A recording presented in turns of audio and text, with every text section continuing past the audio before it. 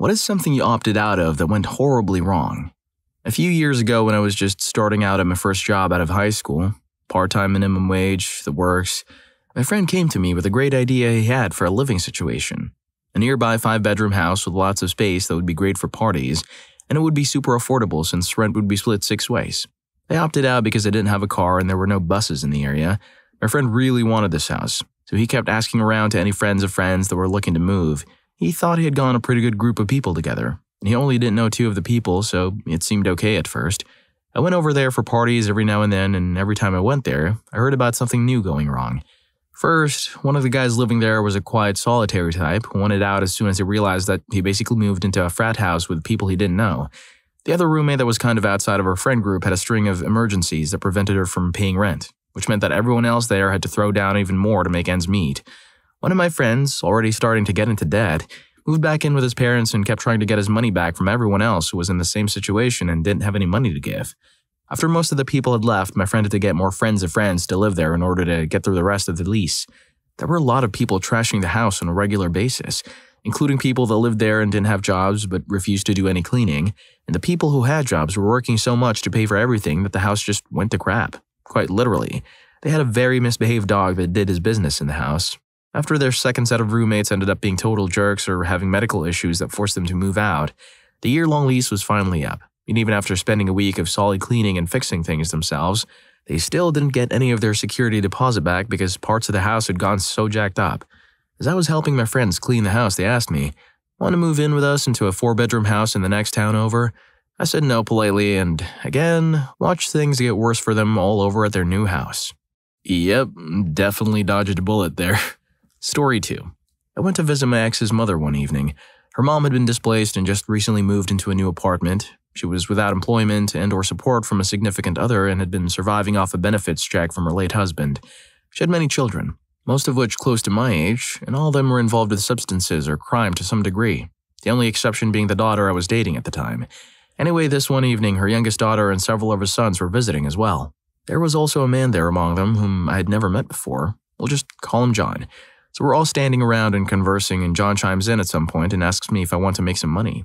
Instantly taken aback, albeit curious, I heard him out. His offer was that he pay me $300 to pick up a designated U-Haul vehicle and drive it to a specific location to help him move some things. I asked if there were substances involved or anything illegal, and he informed me this was not the case, and that it was mostly furniture. I told him I would talk it over with my girlfriend and let him know. Some time passed, and he asked me again if I was interested, so I spoke in private with my girlfriend about it. We came to the conclusion that sure, we could use some extra cash, but that it was also incredibly shady. I mean, why would he want me to put a U-Haul in my name, pay for it, and then pay me to drive it? I didn't have to touch any kind of freight, just to pick up and drop off. I passed on the offer. A couple days later, we found out what it was actually for. See, her youngest daughter had been dating an older gentleman who was a business owner. This man had been buying her things and giving her cash to be his companion. Her boyfriend found out and got more than a little pissed. I guess after some conversation, she, her boyfriend, and a few other guys decided to get some revenge on the older man. They were under the belief that he held a large amount of cash and grass at his residence and decided to rob him. Apparently, the truck was to be intended for stealing large sums of his property. Televisions, other electronics, furniture, etc. Things went south, though. The daughter, boyfriend, and 2 friends of the boyfriend ended up hurting the guy. Her mother then received a phone call from the boyfriend telling her to pick up her daughter and get her out of harm's way, or to just vacate the crime scene. This is where things are a little foggy. In the end, all people involved and all the people that knew about it were charged and convicted. I would have been sitting in jail with him had I chosen to take the $300 drive. Story 3. My friend called me once to see if I wanted to head to the movies. Her boyfriend was driving and 2 of our other friends were going. But I hated her boyfriend, so I politely declined and continued doing what I was doing. When I got home, I checked my MySpace, as I usually did. Yeah, this happened a long time ago and saw a bunch of news stories on my thread about a car accident on Ring Road, a really bad road the town over from me. The report said that someone was med-flight into Boston after being removed from the car by the jaws of life. One person was in critical condition, the other 2 had unknown statuses. The report briefly mentioned my friend's name, and I lost it. I thought someone was playing some messed up prank on me, so I called her house and got no answer. Called a friend and he had seen the same thing. She passed away the next day. Her boyfriend had been driving like a tool and was speeding down the Ring Road, which is really winding and has very sharp turns. He lost control of the car, it flipped twice, took out 2 street signs and broke a tree. After seeing the pictures of the car, I saw there was a huge chunk of branch through the back window of the car, right behind the passenger's seat, which is where I would have been sitting as the other two friends that had gone were dating and had been sitting next to each other in the car, in the middle and behind the driver's seat. One of our friends was in the hospital for a month, the other broke his leg and his arm and cheekbone. The driver had a sprained ankle, and my friend was unfortunately gone. Dating the wrong person can end in death at times. Story 4. My father took a tour of Antarctica after he retired. The tour company used Land Chile Airlines to fly them to Puerto Williams where they would board the ship. It happened on the day it began for Gulf War I, February 19th, 1991. The news that evening was all about the war, but then there was a little blurb about plane crash American tourists, Chile slid off runway into the water. No real details. My wife and I looked at the itinerary he had given us, and it looked like it could be his flight. I called the airline and they confirmed it was his flight, but didn't have any lists yet of survivors and deceased. I gave them my name and phone number and told them that I would be the contact person for my father. I called my brothers and sister to let them know what had happened. Visions of my father in suitcases and the special bag we had made with our kids' names on it for him to plant on Antarctica, only long enough for a picture, bobbing around in the cold waves filled my mind. And my father isn't very well self-insulated. In fact, he's downright skinny. I knew he probably would not survive in cold water for very long. My brother called the State Department and asked for the situation desk. They had the lists. They had to do 2 trips to shuttle everybody, and my father had taken the first flight.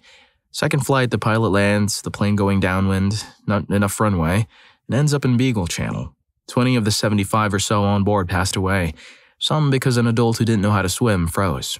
Pop took the first flight because it had been announced that those on the first flight had the option of going on a bird-watching hike. Story 5. Thankfully, this wasn't me, but my friend was involved in it. A family was out making their first tandem skydive together in my home drop zone. The girl, I'll call her Lucky, had just turned 18 and she wanted to do a skydive but didn't want to go first once she arrived at the drop zone. In addition to Lucky, her grandmother, the 75-year-old Claudette, wanted to skydive to check it off her bucket list. I skydived out of this small drop zone north of Las Vegas. It had one Cessna 182 and one tandem instructor at times. Because of this, only one person could go on a tandem jump that day.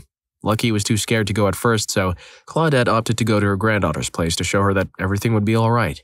Everything went fine in the free-fall portion of the skydive, but when the parachute opened, there was some sort of malfunction. The main canopy got tangled up somehow with a reserve and sent Claudette and her tandem skydiving instructor, my friend James Fonsback, plummeting towards Earth at a high rate of speed. James was unable to get the parachute open. James, the hero that he was, put his back toward the ground to receive the full impact. He was trying to save Claudette. Sadly, she would pass away shortly thereafter. As sad as this is, I always think that fate, luck, or whatever you want to call it, put Claudette in the plane that day to save the life of Lucky. Mad respect for this guy's friend, trying to save her like that. How common is it for parachutes to malfunction while skydiving? So sorry for your friend's loss. If stories like this tell you you're right in being afraid of skydiving, then hit that like button and subscribe to my channel so you wouldn't miss out on any of my upcoming videos. Story 6. During my freshman year of college, a kid who lived on my floor told me that he had a hookup to a friend of his who was making fake IDs. It was the early 90s, and at that point the Delaware license was relatively easy to fake. Using a large, life-size mock-up with stencilized letters and a cutoff for someone to stand behind, a picture would be taken, cropped, and laminated, all for $50. He came to his dorm room with money in hand along with a group of about 10 others. Everyone else seemed to be in a hurry, finishing up their stencils in one adjacent dorm room and going to the next one to get photographed. I hesitated, not sure of whether or not I should use my real name in this fake license or use a fake one. 2 other slackers stayed in that dorm room with me as we prepared our stencils. Then we heard voices outside, banging on the door. A lot of hushed, "Oh crap, oh crap, oh crap." Turns out the police were called in the fake ID sting. We went silent and cowered on the floor for the next 30 minutes, not answering when the police knocked. When the coast was clear, we hid our stencils in the closet of the dorm room and left one at a time. The 2 who were running the ring were arrested. Everyone else was disciplined by resident life of the university. I got away scot-free. And I got to keep my $50. Story 7. This lady was once handing out a few letters at my high school graduation, and I happened to get one. It was a letter for a job opportunity at Vector Marketing, and I thought it'd be a pretty cool thing to try. It offered $18 an hour for work that summer, and since I didn't have a job, I thought I'd sign up for an interview. But after doing some research online, I found out that the job is a complete scam. Basically, they hire you as a door-to-door salesman who sells massively overpriced knives, like $1,000 for a set. They train you for 18 hours, unpaid, 6 hours a day, 3 days of training, to show you how to use the knives and how to sell them. Then you go door-to-door and offer to show your product in an hour-long sales presentation thing. You get your $18 an hour if the person signs a form saying you presented them the knives for an hour. You may think the system is really easy to beat. Just tell your friends to sign forms and then collect your $18 an hour. However, if you don't sell any knives, then it reflects on your performance. They'll call you a bad salesman. They'll require you to do more training. There goes your possible resume resource. Not only that, but after doing some more research somewhere, I found out that the knives are only worth like $50. They expect, and even recommend during your training, to try and sell it to friends or family. Why? Because grandma will buy her cute grandkid's knife set, which she doesn't even need, for $1,000. So you may think, there are some kids who of course lie, get paid for a few hours, collect their money, and then they get fired. But for every kid that got his grandma to buy a set, the company just profited like $900 instantly. This is why I love watching those scammers get scammed videos. Story 8. Not me, but my dad was a crew chief in the Air Force and he worked on the AWACS planes up in Anchorage, Alaska. As a crew chief, he would go on test flights with the crew of the plane. Planes were used as surveillance machines or something, to gather data to make it easier for his crew to assess the plane if something went wrong. At the time, Mom was pregnant with me and had just hit her due date, so my dad was waiting for my mom to go into labor and was given the option to go on the flight or stay back with my mom. He decided to stay back. So he said bye to his buddies that got on the plane. All the dudes and gals on the plane were the people he'd hang out with on a regular basis, all his coworkers and friends. Pulled the chocks on the plane and guided it out of the hangar and watched it take off. After he watched the plane take off, he walked to the back of the hangar to go smoke a cigarette. While smoking, he saw a bunch of people running through the hangar over towards the direction that the plane took off. Confused, he walked into view of the end of the runway to see a huge fireball off in the woods. Everyone hopped in the cars and out of the runway, trying to drive back towards the plane to help, but there was no way of getting through the dense Alaskan woods in cars. The plane had apparently sucked something in and messed up the engine as it was taking off, and it crashed 2 miles out and got all 24 crew members on impact. When my dad told me this story, he started crying his eyes out, and I felt super bad for him. But then I was born about 2 weeks later, so in theory, I saved my dad from that plane. Story 9. I didn't opt out of this story. I was told by my section sergeant I wasn't going, but it's in the same vein, so I will share the story. Back in the summer of 2010, I was in Afghanistan during the surge there. One day, one of our patrols had found a bunch of IEDs in a village, so they called for EOD to be escorted out to them. Half of my section was mounted and had trucks, so they drove to the base the EOD guys were at and brought them to the outpost I was staying at.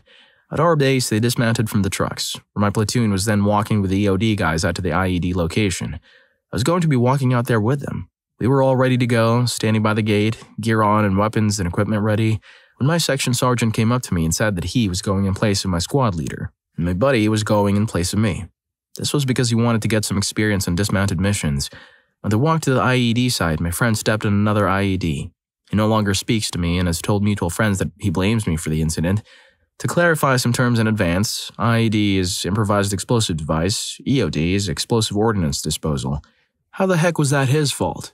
That guy clearly just wanted somebody to blame. Story 10. Not me, but my parents. In 1998, for my parents' 20th wedding anniversary, my dad surprised my mom with a trip to Switzerland for a hiking trip. He surprised her on September 1st, the night before they would leave. They showed up the next morning at the airport, bags packed and ready to go, only to find that Air Canada had gone on strike that morning and that their flight to Geneva had been cancelled. They, along with all the other passengers in their cancelled flight, were taken to the Swiss air ticket counter. At the Swiss air counter, my mom and dad were told that there were 2 Swiss air flights leaving for Geneva in the next 3 hours, and that both of the flights had room for more passengers. My parents, along with the other passengers in the queue, simply had to blindly pick one of the flights. 50-50. Both planes left on time. The flight my parents selected arrived safely in Geneva 8 hours later. The other flight that was offered did not. It was Swiss Air Flight 111. 229 people were gone, including a nice French couple that my parents got to know while waiting for their flights to get sorted out. Story 11. About 10 years ago, I was on vacation with my family in Cape San Blas, Florida. It was this remote place that no one really knew about and took a good 15 minutes to get to any main road. My sisters and I were walking on the beach one night and saw a man fishing. He hauled in this giant stingray. We kind of thought it was cool, but then we sort of thought, wow, I didn't know if that's normal so close to the shore. So the next day we're out in the water and noticed we have these little red bumps all over us. Jellyfish everywhere. At that point we were like, screw this, no more ocean for us, and spent the rest of the trip at the pool. The very last day we were there, we woke up to ambulances and news that a boy had been bitten by a shark right by our house or condo and was being rushed to the hospital. We stood outside with this other family and watched all the action going on at the beach. We headed back to Ohio the very next morning, and when we returned, we found out that there had been another shark attack and a girl had passed away. She was part of the family we had watched everything go down with. So thankful we decided to stay out of the water. Could have been me or one of my sisters. Well, if you like these stories, here's more. YouTube thinks you're going to love this. Catch you in that video.